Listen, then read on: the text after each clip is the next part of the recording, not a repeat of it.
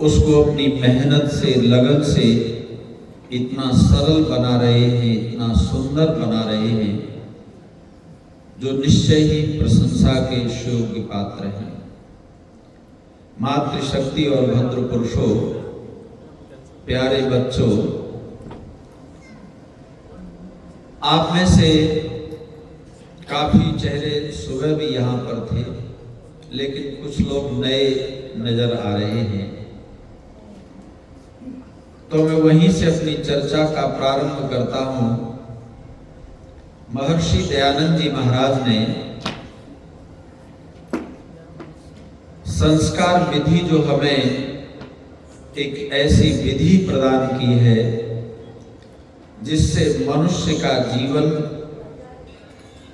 सुखी तो होगा ही, किसी प्रकार के ऐश्वर्य की उसके जीवन में कमी नहीं रहेगी।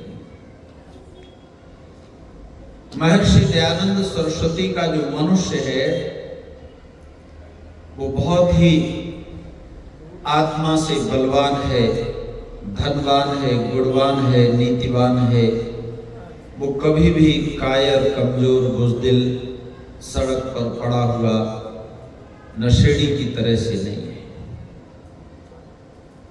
वो ऐसे शानदार मनुष्य का निर्माण करने के लिए हमें संस्कार विधि देकर के गए हैं। संस्कार विधि यदि आज वार्षिक उत्सव के दिन भी नहीं खुलेगी तो आप बताइए मित्रों, कब वो पुस्तक खुलेगी और कब हमारे हाथों में आएगी। मैं दो पंक्तियां आज आप सबसे ही पढ़वाना चाहता हूं। कोई नौजवान कार्यकर्ता अगर संस्कार विधि उपलब्ध करा दे, सब लोगों को दे दें तो बहुत अच्छा रहेगा। आरजी आप और प्रधान जी यहाँ से ले लीजिए। संस्कार विधि में सज्जनों, स्वामी दयानंद जी ने जहां 16 संस्कार लिखे हैं, वहीं पर एक विशेष शब्द लिखा है, गृहाश्रम संस्कार। ये आप सब निकाल लीजिए, दो पंक्तियां हैं। मैं आपको इसलिए पढ़वा देना चाहता हूं क्योंकि बहुत दिन हो गए संस्कार विधि हाथ में नहीं आई, और आ भी गई तो उसके पन्ने हमने खोल करके पढ़े नहीं। 135 पृष्ठ निकाल लेंगे। आप कहेंगे संस्कार 16 होते हैं, पर ऋषि ने एक अलग से यहाँ पर जो वानप्रस्थ संस्कार से पहले और विवाह के पश्चात एक अलग से विधि लिखी है। और आप विश्वास करेंगे, सबसे ज्यादा जो पृष्ठ हैं, सबसे ज्यादा जो पन्ने हैं, वो यहीं पर महर्षि ने दिए हैं। इसको ऋषि ने लिखा है, अथ गृहाश्रम संस्कार विधि वक्ष्यामः। बस दो पंक्तियां मेरे साथ आप पढ़ लीजिए। पहले मैं बोल देता हूं, फिर आप लोग बोले। सब जने कहेंगे गृहाश्रम संस्कार उसको कहते हैं कि जो ऐहिक और पारलौकिक सुख प्राप्ति के लिए विवाह करके अपने सामर्थ्य के अनुसार परोपकार करना और नियत काल में यथा विधि ईश्वरोपासना और गृह कृत्य करना और सत्य धर्म में ही अपना तन मन धन लगाना तथा धर्मानुसार संतानों की उत्पत्ति करना। ये पंक्तियां मैंने आपको इसलिए पढ़वाई हैं कि आप सब लोग गृहस्थी हैं और ऋषि ने गृहाश्रम संस्कार अलग से लिखा है। ये 16 संस्कारों से अलग है, क्योंकि विवाह संस्कार जो है वो तो ऐसे है जैसे समुदाय भवन में घुसे तो गेट से प्रवेश करने में 1 सेकंड भी नहीं लगा, एक कदम आपने रख दिया और आप समुदाय भवन में प्रवेश कर गए। लेकिन समुदाय भवन तो आगे अंदर है ना, बहुत बड़ा। तो विवाह संस्कार से तो हम प्रवेश कर जाते हैं गृहस्थ आश्रम में, लेकिन गृहाश्रम में जाकर के कैसे रहना है, क्या क्या वहां करना है, इसकी बहुत विस्तृत जानकारी महर्षि दयानंद जी महाराज ने इन 51 पृष्ठों में लिखी है। कितने पृष्ठ लिखे हैं जी बोलो? किसी संस्कार के लिए 51 पृष्ठ नहीं लिखे ऋषि जी, गृहाश्रम संस्कार के लिए लिख रहे हैं, क्योंकि ये मूल है सबका। दुनिया में कोई भी विद्यार्थी कभी भी कहीं भी अच्छी शिक्षा, अच्छी विद्या प्राप्त करेगा तो उसकी सहायता देने वाला बोलो कौन है? गृहस्थी है। कोई साधु सन्यासी उपदेशक विद्वान पंडित दुनिया में कहीं पर भी प्रचार प्रसार करेगा, बोलो उसकी भी सहायता करने वाला कौन है जी? गृहस्थी है। तो ऋषि दयानंद जी महाराज लिखते हैं गृहाश्रम संस्कार उसको कहते हैं। लोगों ने पूछा किसको कहते हैं? ऐहिक और पारलौकिक सुख की प्राप्ति के लिए। 2 शब्दों पर ध्यान देना सर। ऐहिक माने इस जगत के धरती के सारे सुख जो हैं वो गृहस्थी को प्राप्त हो। कोई सुख ऐसा नहीं होगा जो गृहाश्रम में जाकर के आपको प्राप्त न हो। सब सुख प्राप्त होंगे। कहां के? ऐहिक, इस संसार के धरती के, और पारलौकिक सुख की प्राप्ति के। पारलौकिक माने परलोक के सुख। हमारे आगे आने वाले जीवन के सब सुख कैसे प्राप्त होंगे उसका आधार बता रहे हैं, विवाह करके। भाई धर्म जी बैठे यहां पे, बहुत होनहार योग्य नौजवान। जो लोग ये कहते हैं कि नौजवान नहीं आते, वो आज यहां वीडियो बना के ले जाए। यहां ज्यादा नौजवान हैं गुड़गांव में, बहनें भी नवयुवतियां बहुत आई हैं। कहते हैं विवाह करके। और आजकल सबसे ज्यादा धज्जियां उड़ाई जा रही, तो किसकी उड़ाई जा रही बोलो?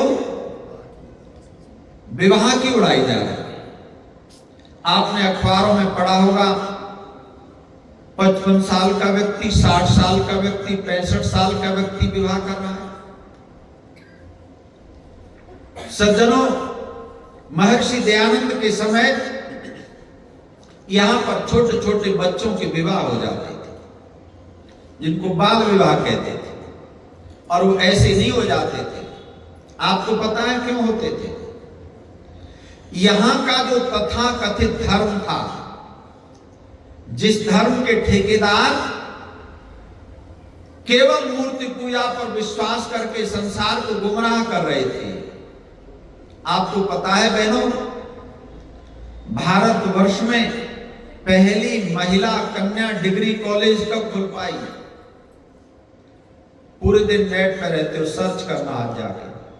भारत की पहली महिला कन्या डिग्री कॉलेज 1879 में कोलकाता में खुल पाती है। आप कहेंगे उससे पहले? तो इस देश के लोगों को आज भी क्या सिखाया जा रहा है? हमारे पास कोई टेक्नोलॉजी नहीं थी, कोई साधन नहीं थे। अरे मूर्खों, उस इतिहास को जानने की कोशिश करो। आप कभी हरियाणा के बिल्कुल लगा हुआ है राजस्थान, यहां जाना। 10वीं शताब्दी के, 12वीं शताब्दी के, 5वीं शताब्दी के किले बोलो बने हुए हैं कि नहीं बने? क्या शानदार इमारत बनी है। तो कौन कहता है कि भारत के लोगों के पास में टेक्नोलॉजी नहीं थी? टेक्नोलॉजी तो बहुत थी। जब इतने शानदार किले बन सकते थे, तो क्या कन्याओं के लिए कोई डिग्री कॉलेज नहीं बन सकता था? बन तो सकता था, लेकिन यहाँ जो तथा कथित धर्म की व्यवस्था थी वो परमिशन नहीं देती थी। वो व्यवस्था क्या कहती थी? 8 वर्षा भवेद गौरी, 9 वर्षा चरोहिणी।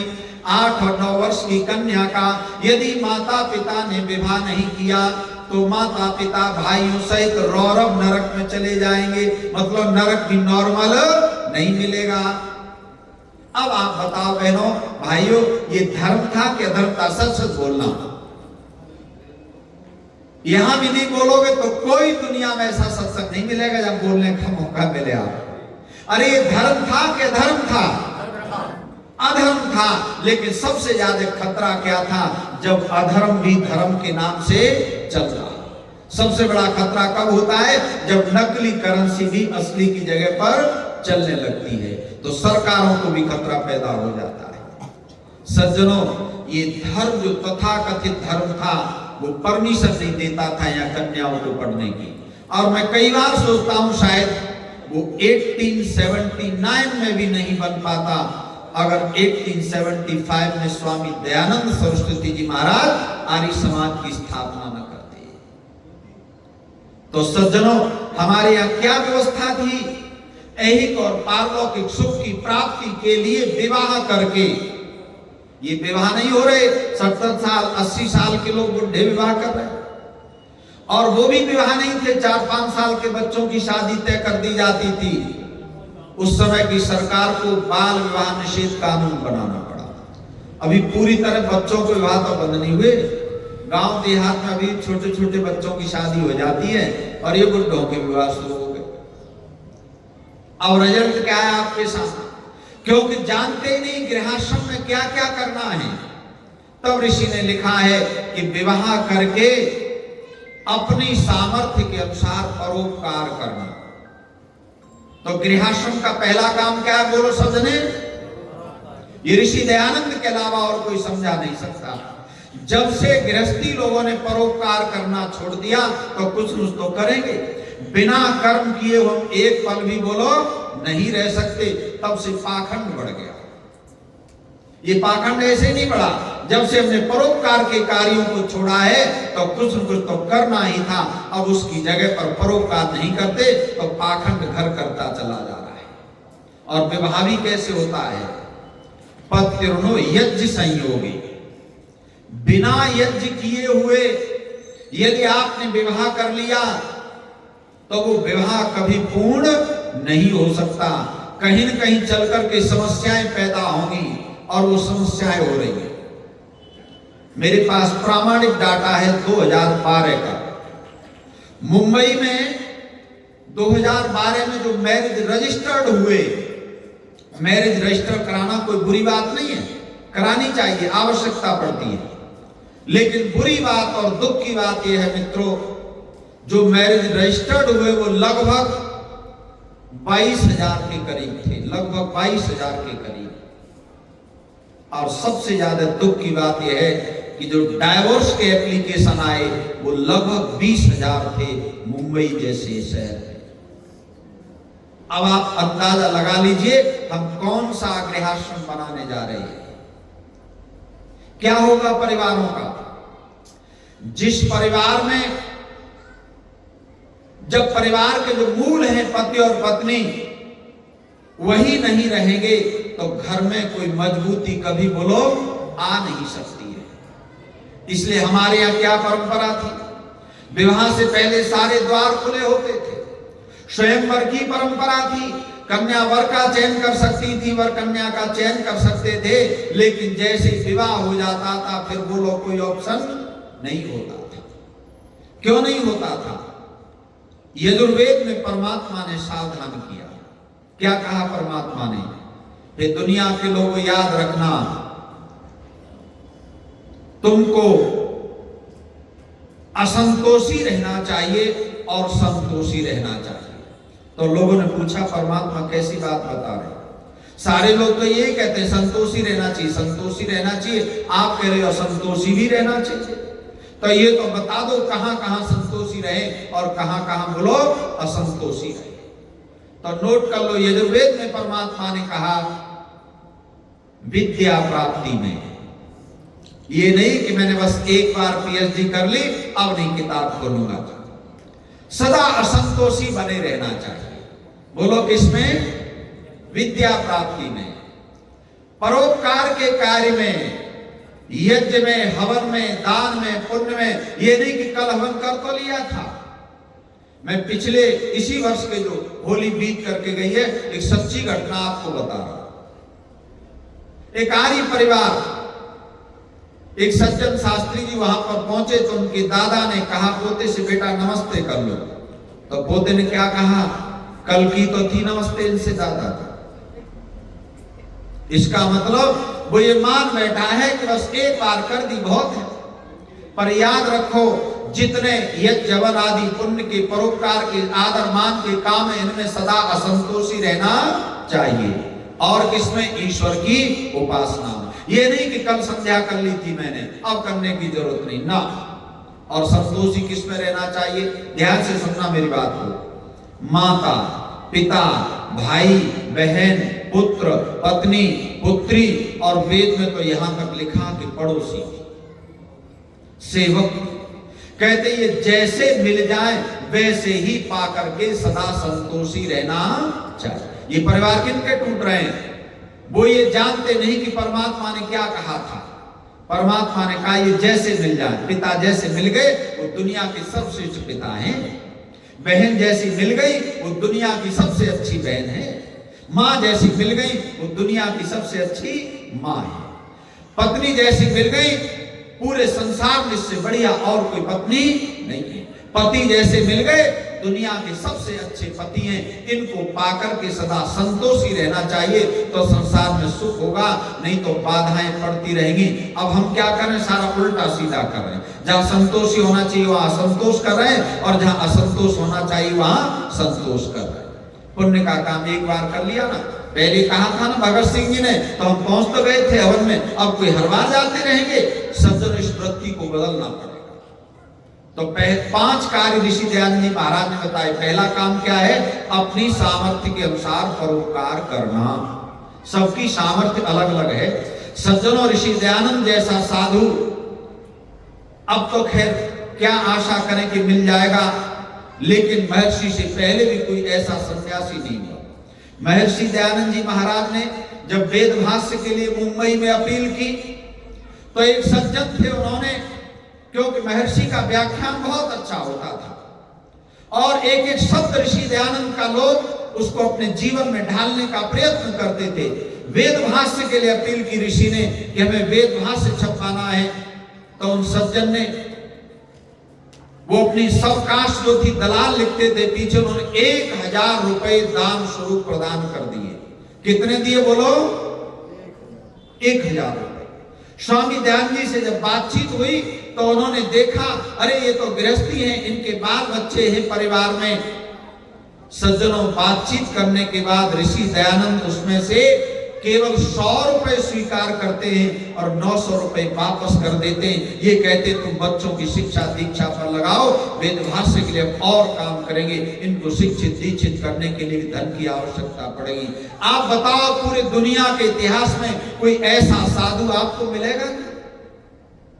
कोई ऐसा उदाहरण बता दो। यहां तो ये स्थिति है साधुओं की कि गृहस्थियों से भी ज्यादा उनकी इच्छाएं हो। 5 स्टार आश्रम होना चाहिए, लंबे वाली गाड़ी होनी चाहिए। आप बताइए धर्मनिष्ठ व्यक्ति जो धर्म का प्रचारक है उसको गृहस्थियों जैसी सुख सुविधाओं की क्या आवश्यकता है? ऋषि दयानंद जी महाराज ने सज्जनों उनको क्यों? ऋषि ने लिखा सामर्थ्य के अनुसार परोपकार करना। सबकी सामर्थ्य अलग अलग है लेकिन परोपकार करना बहुत ही आवश्यक है। और दूसरा कार्य क्या ऋषि ने लिखा? अभी आपने पढ़ा था, यथा समय ईश्वर उपासना करना। ये गृहस्थी का काम है। समय कौन सा होता है? यथा समय। प्रातः और शाम जो संधि वेलाएं होती हैं, अगर इन 2 संधि वेलाओं में ईश्वर की उपासना नहीं करते तो आपका ईश्वर पर कभी विश्वास नहीं होगा। आत्मबल कहां से मिलेगा? आत्मबल की प्राप्ति तो केवल और केवल बोलो किससे होती है? ईश्वर की उपासना करने से होती है। और क्या कहा ऋषि ने? गृह कृत्य करना। अगर घर के काम सुव्यवस्थित नहीं है तो आपको कोई अच्छा गृहस्थी कभी नहीं मानेगा। या मानेगा? बोलो। लोग अपने आप कहने लगते हैं बेकार है, सब अव्यवस्था है। इसलिए आप इतिहास देखें आर्य समाज का उठा करके, जो लोग आर्य समाज की ओर आकर्षित हुए, वैदिक धर्म को जिन्होंने अपने जीवन में अपनाया, उनके सारे घर के कार्य व्यवस्थित होते चले गए। और बहुत दिनों तक भारतवर्ष में आज भी जो बड़े बड़े व्यापारी होते थे अविभाजित भारत से पहले, और आज भी आर्य समाज से जुड़े हुए लोग टॉप के व्यापारी बने। नौकरी के क्षेत्र में गए तो टॉप की सेवाएं दी। जो बहनें आर्य समाज में जाने लगी उन्होंने अपने परिवार के लोगों का आदर और मान करना शुरू कर दिया। इसलिए ऋषि ने लिखा गृहस्थी का कार्य है गृह कृत्य करना। और चौथा कार्य क्या बताया? अपना तन मन धन सत्य धर्म में ही लगाना। कभी विचार करना, स्वामी जी ने केवल ये नहीं लिखा धर्म में लगाना, क्या लिखा? सत्य धर्म में लगाना। क्योंकि धर्म दो तरह का चल रहा है, ऋषि जानते थे, उनके तो सामने ही हो रहा था। एक असत्य के नाम से भी लोग धर्म चला रहे थे, इसलिए ऋषि ने लिखा सत्य धर्म में ही अपना तन मन और धन लगाना। अब हमारा तन किस में लग रहा है? ओरिजिनल माता जी को माला पहनाने के लिए बहू के पास में कोई समय नहीं। कभी बहू ने कोशिश नहीं की मैं असली मां को अपनी माला पहना दूं, एक बार इनके पैर छू लूं। और प्लास्टिक वाली को 2-2 घंटे जय माता दी जय माता दी जय माता दी हवा बनाती उसकी भी, वो भी परेशान हो जाती। न तन लग रहा सत्य धर्म में, और मन तो आप अनुमान लगा ही सकते हैं। जब से इस देश में झूठ का चलन हुआ, अब आप देखो, बोलो मीडिया पूरा झूठ बोलता है कि नहीं बोलता? घटना कुछ है और कुछ दिखाई जा रही लोगों। और गुड़गांव की धरती, सज्जनों ध्यान रखना, ये सत्य की बड़ी प्रेमी रही है धरती। यहां गुड़गांव के आर्य लोगों का इतिहास अपने आप में अद्भुत रहा है।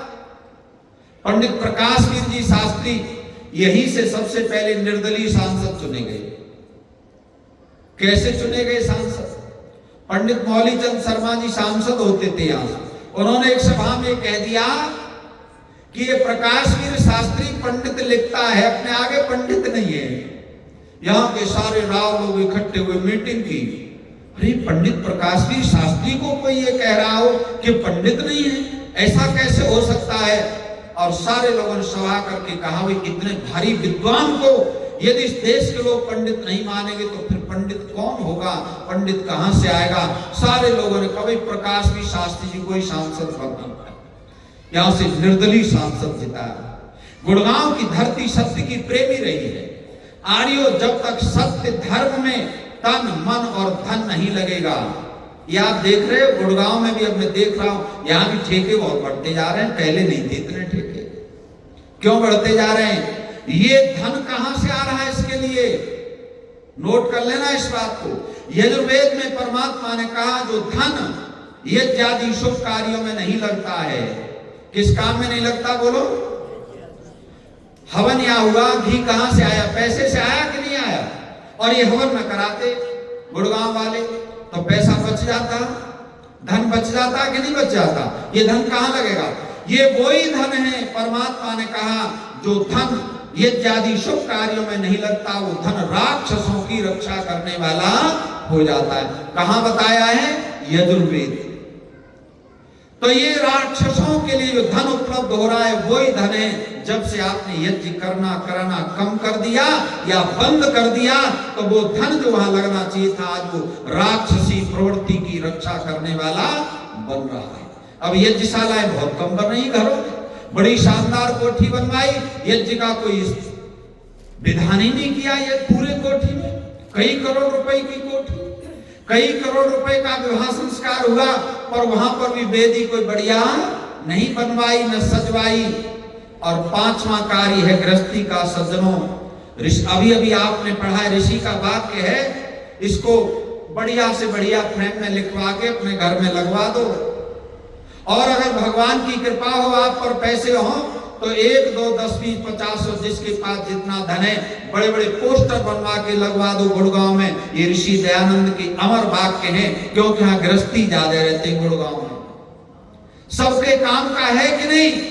ऋषि पांचवा कार्य गृहस्थी को बताते हैं, धर्मानुसार संतान उत्पत्ति करना। बोलो एक बार और बोल दो, धर्मानुसार। और क्या बताएं साहब, इस देश के लिए मैं क्षमा चाहूंगा, ऐसे मूर्ख और बजरबट्टू इस देश में बढ़ रहे हैं। क्या कहेंगे? कोई संतानें भी धर्मानुसार जन्म दी जाती है, क्योंकि संतानों को तो ऐसा समझ रखा है लोगों ने कि ये तो ऐसे एक्सीडेंटली बच्चे पैदा हो जाते हैं, तभी एक्सीडेंट ज्यादा हो रहे हैं आजकल, पहले इतने नहीं होते थे। सज्जनों, संतानों को जन्म देना ही धर्म का कार्य है।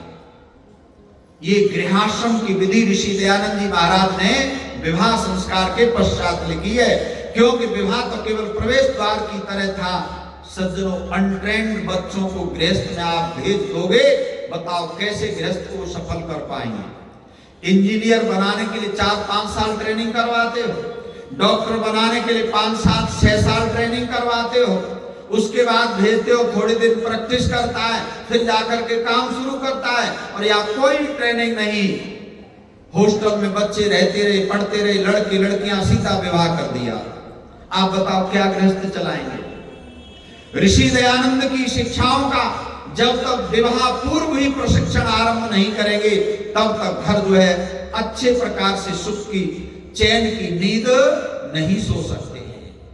सज्जनों, विवाह में एक विधि होती है, एक मधुपर्क की विधि है। दही और शहद उसमें कन्या के हाथ से खिलाया जाता है। आपको पता है, कन्या तो ये नाम एक ही दिन के लिए मिलता है, वर और कन्या। उसके बाद कोई वर नहीं कहता। आप सब जितने जने यहाँ जितने बैठे हो, जिनका विवाह हो गया, बोलो वर एक ही दिन तो कहते थे लोग, उसके बाद किसी ने कहा वर। और कन्या उसी दिन नाम था। क्यों था कन्या नाम? कमनिया इति कन्या, जिसकी कामना की जाती है, चाहना की जाती है, उसी का नाम बोलो क्या है? कन्या है।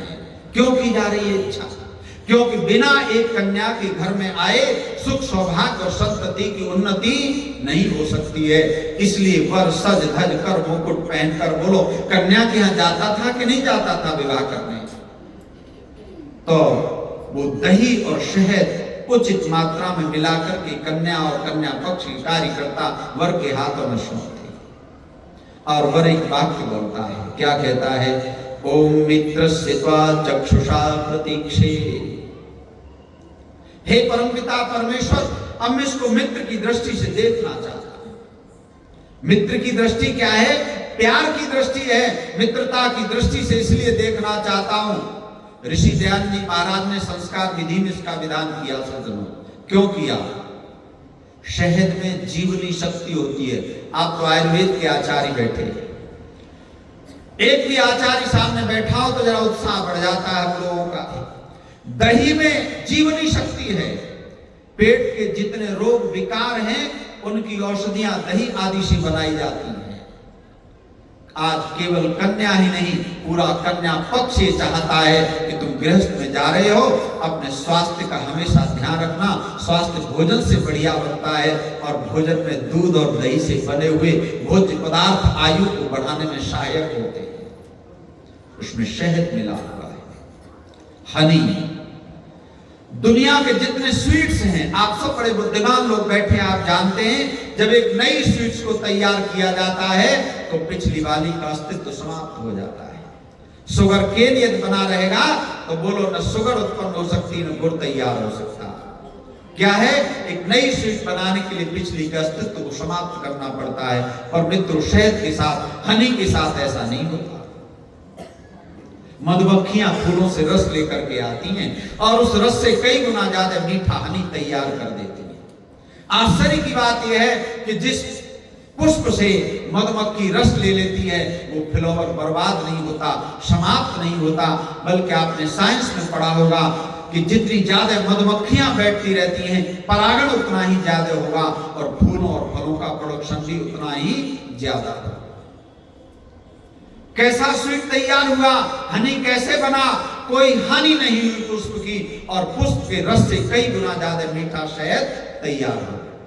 महर्षि दयानंद जी महाराज ने कहा, पति और पत्नी के लिए दुनिया की सबसे बढ़िया लाइफ स्टाइल ये है कि जहां पर वे दोनों जने खूब एंजॉय करें अपने जीवन में, खूब सुख के साथ में रहें, वहीं पर अन्य जो लोग हैं, परिवार के सदस्य हैं, वे सब भी सुख के साथ रह सकें। कारण दूसरों को दुख देकर के जो सुख पाए जाते हैं या दूसरों को बर्बाद करके जो सुख पाए जाते हैं, वे सुख टेम्परेरी होते हैं। परमानेंट सुखों की ओर बढ़ने के लिए तो पति और पत्नी बन करके गृहस्थ में जाना चाहिए। इसलिए सज्जनों, महर्षि दयानंद जी महाराज ने विवाह संस्कार की पूर्ण विधि लिखी। और आर्यजनों, विवाह से पहले एक संस्कार और होता है, उसका नाम है समावर्तन संस्कार। बोलो सब जने, क्या है? देखो, संस्कृत ऐसी भाषा है जिसके शब्द में विज्ञान है। कोई दुनिया की ऐसी भाषा नहीं जिसके शब्द में ही साइंस हो, शब्द में ही विज्ञान हो। समावर्तन बोलते ही पता लग रहा है एक आश्रम समाप्त हो रहा है और दूसरे आश्रम में प्रवेश की तैयारी है। अब चूंकि 16 संस्कारों की परंपरा नहीं रही, शुरू में आर्य समाज के लोगों ने बहुत काम किया। 16 संस्कारों को घर घर में कराने के लिए बहुत कोशिश की, प्रयत्न किए, लेकिन सज्जनों, लाखों वर्ष से हमारी कुल परंपरा चली आ रही थी। उस परंपरा में लोगों को संस्कारों के नाम तो याद नहीं रहे। ये समावर्तन भी हो सकता है आप में से बहुत से लोग पहली बार सुन रहे हो, लेकिन समावर्तन है क्या? एक आश्रम समाप्त हो रहा है, दूसरे में प्रवेश की तैयारी है। आज समावर्तन की जगह कोई कहेगा, पर इतना तो ध्यान है लोगों को, शादी से पहले कुछ न कुछ होता। कहीं कहेंगे सैंत हो रही है, सैंत का है, समावर्तन से ही बना। कोई कहेगा कोई जागरण कराएगा, कोई कुछ कराएगा, कोई कहेगा हवन होगा, कोई कहेगा पूजा पाठ होगा। मतलब लोगों के दिमाग में इतना तो पता है अभी कि भाई शादी से पहले कुछ न कुछ होता है। उस समावर्तन की सज्जनों 3-4 बड़ी महत्वपूर्ण विधियां हैं। माता पिता नवीन वस्त्र प्रदान, तो दोनों का होता है, ध्यान रखना, लड़के का भी और बोलो लड़की। 16 के 16 संस्कार पुरुष के भी होते हैं और स्त्री के भी होते हैं, ये गांठ बांध लेना, कोई भेदभाव नहीं है। एक नवीन वस्त्र प्रदान करते हैं माता पिता, वहां मंत्र है वस्त्र पढ़ने का, जी संभालना आप इसको। नवीन वस्त्र क्यों देते हैं? नए वस्त्र पहनने से भी आयु लंबी होती है। जिस दिन आप पहली बार ड्रेस पहनते हैं, बोलो अच्छी लगती है कि नहीं लगती? तो माता पिता की इच्छा है कि अब हमारे बच्चे दूसरे आश्रम में प्रवेश की तैयारी कर रहे हैं तो इनको नवीन नवीन वस्त्र भी देने चाहिए, आयु लंबी होती। इसलिए हमारे यहाँ कोई भी नया कार्य होता था तो बोलो नए वस्त्र पहनते थे कि नहीं? आज भी शॉपिंग करने जाते हैं कि नहीं शादी से पहले? लेकिन समावर्तन छूट रहा है, इसको जोड़ो अपने घरों में। और फिर उसके बाद स्वामी जी ने लिखा सुगंधित सुंदर पुष्पमाला। क्या लिखा बोलो? सुगंधित सुंदर पुष्पमाला पहनाकर आज आशीर्वाद दे रहे माता पिता। ये अपवाद है आर्यों, सारे जीवन छोटे बच्चे ही अपने बड़ों को पुष्पमाला पहनाते, पैर छूते, उनका आशीर्वाद लेते हैं, पर यहाँ अपवाद है। क्यों है अपवाद? ये समझ लो। माला कहने को तो गले में पहनाई जाती है, लेकिन माला का जो भार होता है वो दोनों कंधों पर होता है। जब माता पिता देख लेते हैं ये कंधे इतने मजबूत हैं, गृहस्थ के भार को वहन कर सकते हैं, तब माला पहनाते हैं। तो बच्चे पूछने लगे, पिताजी माताजी ऐसा क्यों कर रहे हो? मुझे क्यों तुम माला पहना रहे हो? ये तो मैं पहनाऊंगा आपको। तो माता पिता कहने लगे, मेरी प्रिय संतान ध्यान से सुनो, अब हमारी तो आयु बढ़ रही है, जैसे जैसे उम्र बढ़ती जाएगी शरीर शिथिल होता चला जाएगा और उसको हम रोक नहीं सकते। क्या रोक सकते बोलो? अगर रोक सकते होते तो 18 पे रोक देते, 18 से ज्यादा नहीं होने देते, क्योंकि वहां तक कोई दिक्कत नहीं होती।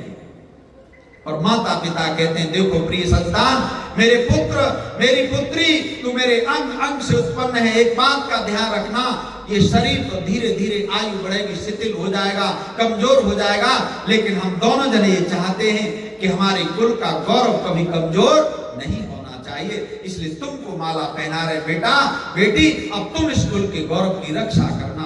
ऐसे बच्चे जब संस्कारवान होकर के गृहस्थ में जाते थे तो आप बताइए वो कभी माता पिता का अनादर कर सकते हैं क्या?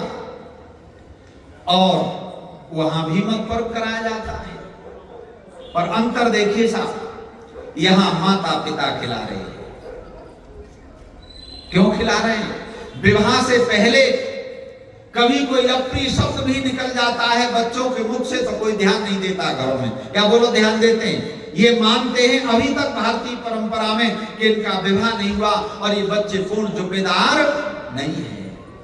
तो विवाह से पहले आचार्य कहता था, बेटा कोई अप्रिय शब्द भी तुमने कह दिया हो माता पिता से तो कोई बात नहीं, लेकिन अब तुम्हारी विवाह की तैयारी होने वाली है, अब आज के बाद कोई अप्रिय शब्द अपने माता और पिता से मत कह देना।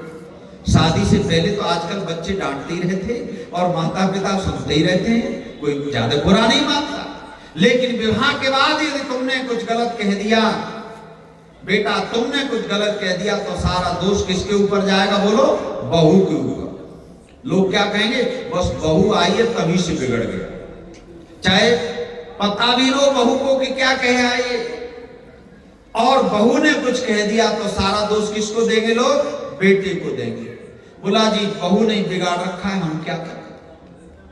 बेटे ने बिगाड़ रखा, हम क्या करें?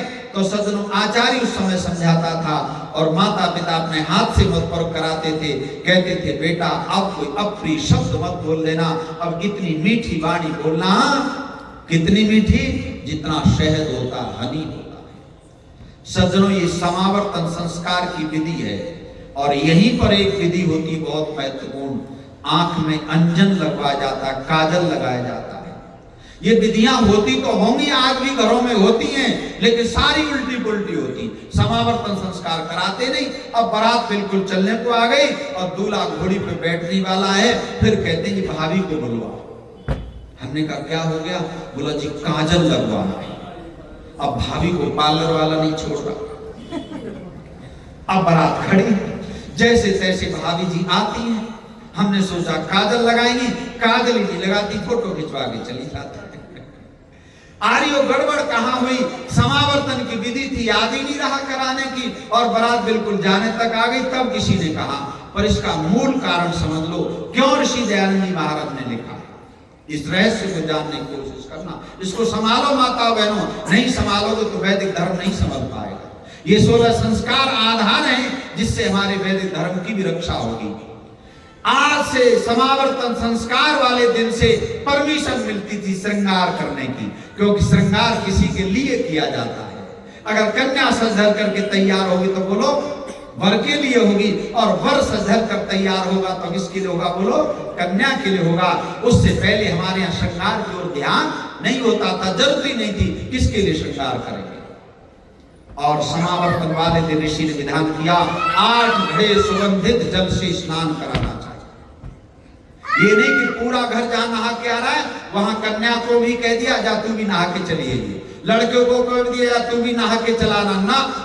8 घड़े सुगंधित जल से स्नान का विधान है। क्यों है विधान? नॉर्मल पानी से भी हम नहा लेते तो बोलो प्रसन्नता होती है कि नहीं? वॉशरूम से निकलते तो अच्छा लगता है कि नहीं लगता?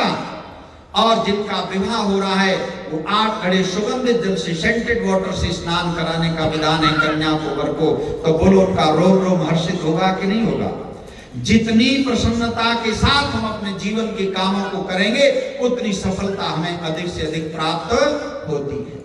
सज्जनों, जब तक हमें संस्कार विधि के रहस्य को नहीं जान पाएंगे, संस्कार विधि के अनुसार अपने घरों में संस्कार नहीं करेंगे, ये 12वां संस्कार होता है समावर्तन।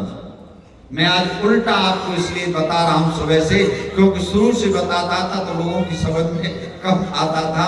तो ये 12 संस्कार जो 12 से लेकर के 16 में तक की चर्चा मैंने आपसे की है, ये समावर्तन संस्कार जिसकी आज भी बहुत बड़ी आवश्यकता है। सज्जनों, आज जो धर्म का कार्य है, ध्यान से सुनना मेरी बात को, या तो वो अर्ध शिक्षित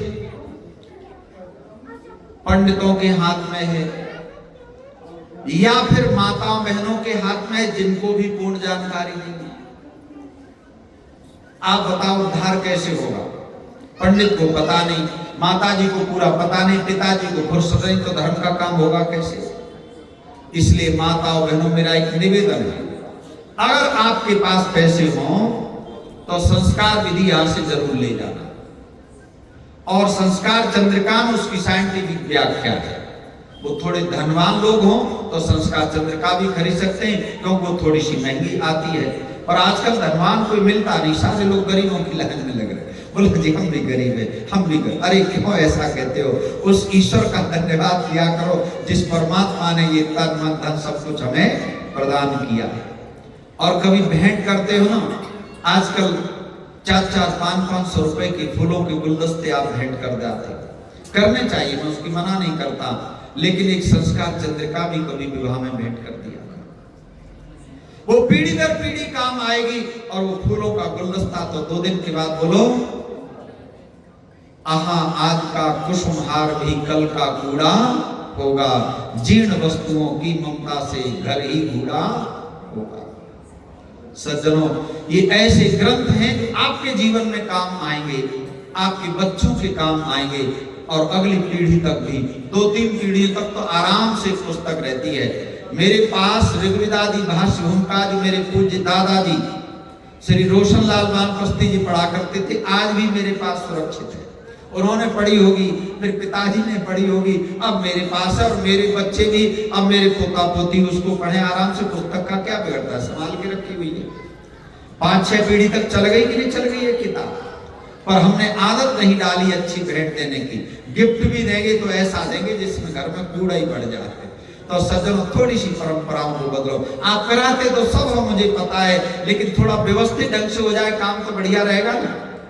इसी के साथ ही मैं अपनी वाणी को विराम देना चाहता हूं।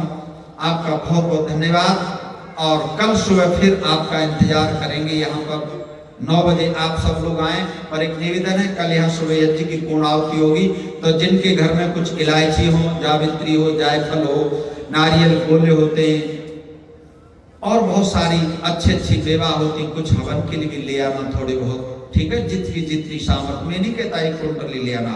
बहुत बहुत धन्यवाद।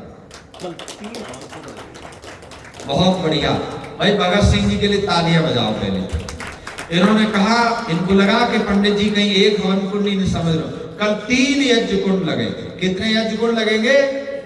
बहुत बढ़िया, एक बार जोरदार तालियों से अभिनंदन करो। यजुर्वेद में लिखा है परमात्मा ने, जब आप घी के लिए, हवन के लिए घी आदि पदार्थ लाते तो मानो सुख खरीद करके ला रहे हो। ऋषि का भाष्य सुना रहा हूं आपको। मानो बोल तो दो, सुख खरीद करके ला रहे। जब घी के लिए आप औषधियां लाते हैं, घी हवन के लिए घी लाते हैं, औषधियां लाते हैं, तो मानो सुख आप खरीद करके लेके आ रहे हैं। तो इनको जरूर लाया करो, क्योंकि यदि यज्ञ को छोड़ दोगे तो ध्यान रखना, परमात्मा तुमको भी छोड़ देगा। किसके लिए छोड़ देगा? दुख भोगने के लिए। जैसा आज भोगते जा रहे हैं लोग, किसी से बात करो, थोड़ी देर बाद कहने लगा बहुत दुखी हूँ पंडित जी में। 10-5 मिनट बीते, बोलो बहुत परेशान हूँ पंडित जी।